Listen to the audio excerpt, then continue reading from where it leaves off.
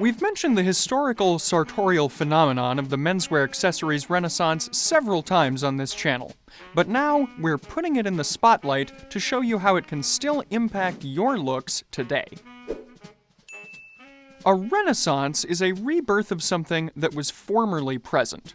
When we're referring to an accessories renaissance within the realm of classic menswear, we're actually referring to two distinct periods, one following the First World War and one following the Second, during which the prevailing trend was for men to go maximalist with their accessories, especially when it came to their jewelry.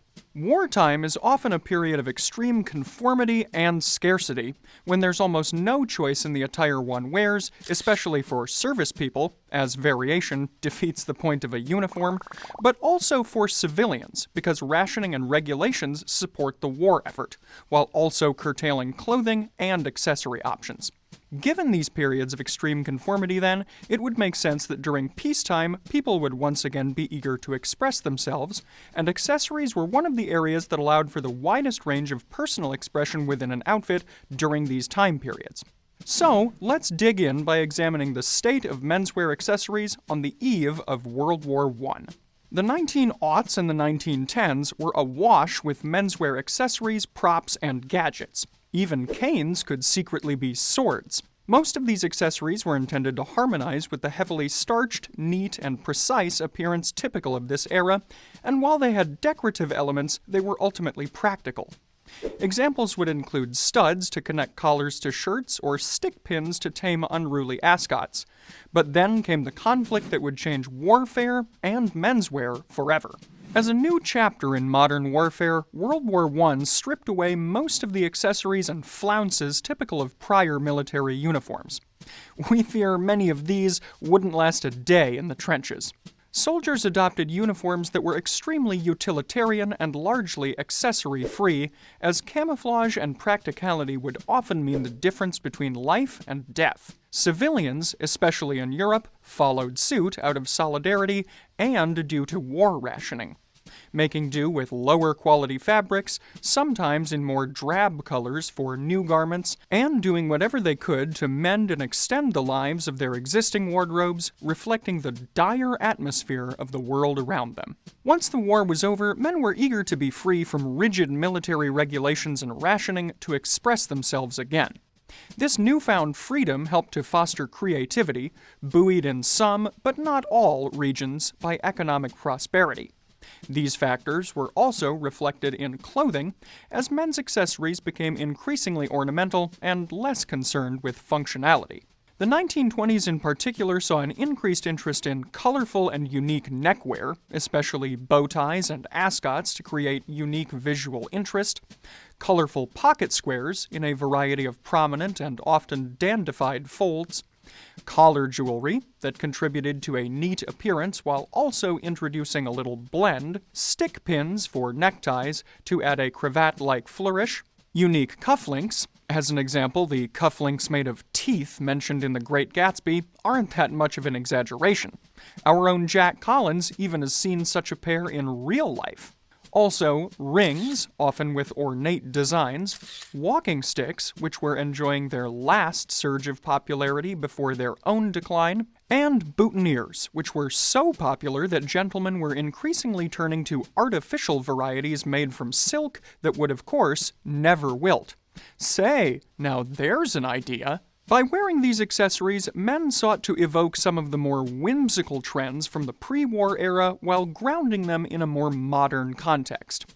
The early to mid-1930s continued this trend, even with the Great Depression heavily impacting the average man's ability to splurge on items like jewelry for his wardrobe, causing men to focus on a quality over quantity approach.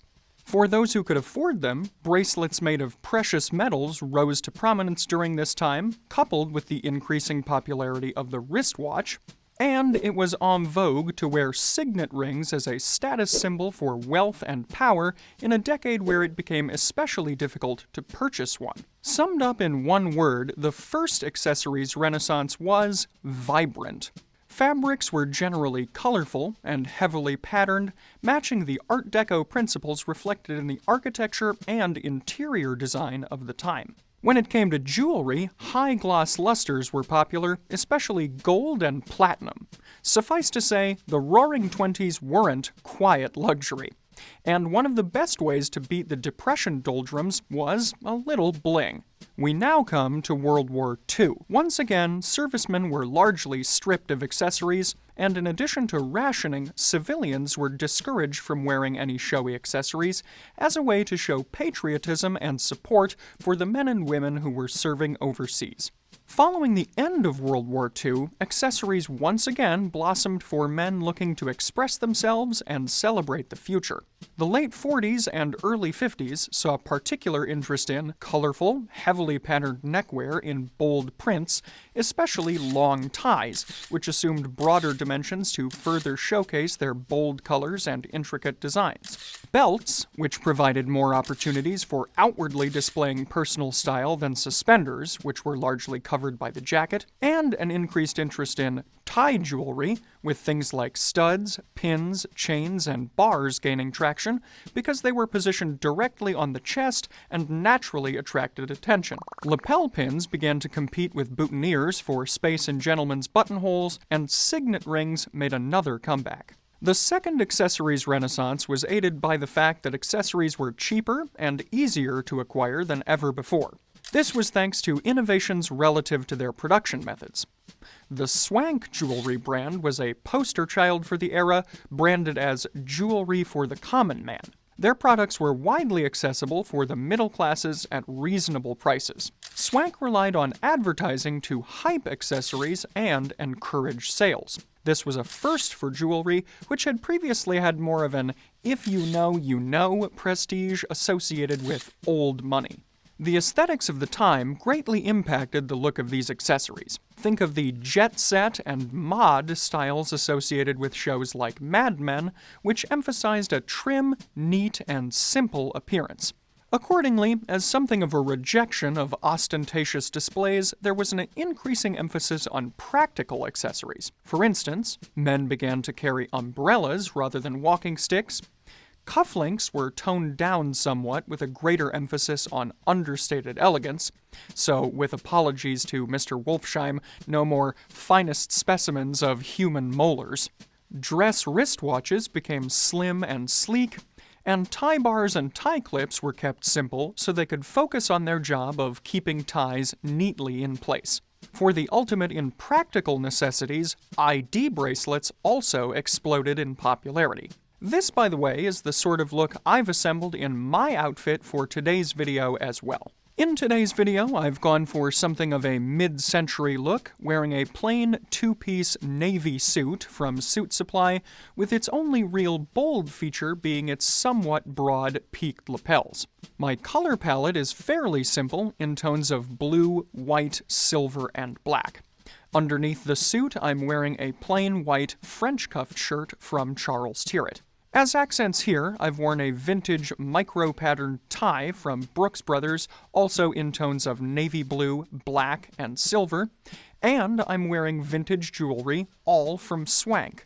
This is a matching set of cufflinks and tie bar. My shoes are black single monk straps, and they feature silver hardware, which harmonizes with the vintage jewelry that I'm wearing. Rounding out the outfit today are accessories from Fort Belvedere, including my socks in navy blue with clock patterns in blue and white, my pocket square in soft gray flannel featuring a white X-stitch for contrast, and my boutonniere, which is actually a prototype design but very similar in composition to our small white carnation boutonniere. To further the mid-century feel of the outfit, I'm also wearing a vintage watch today. This is a Benrus Series 3081. It's got a sleek and slim profile, silver hardware, and a black band to match the other elements of my outfit. I purchased this watch from a friend of the channel, Del Rey Watch, though this video isn't sponsored. Finally here, my fragrance today is Azzurro from the Roberto Ugolini collection, which I appreciate for its light yet distinctive scent. So, for the socks, pocket square, and fragrance I'm wearing, along with a wide array of other classic men's accessories, including many types of jewelry, you can take a look at the Fort Belvedere shop here. Returning to our overview, though, the mid-century designs of the Second Renaissance were generally simpler than their bolder Art Deco counterparts, with colors and patterns being a bit more muted, and gunmetal increasingly favored as a luster over more traditional, shiny precious metals.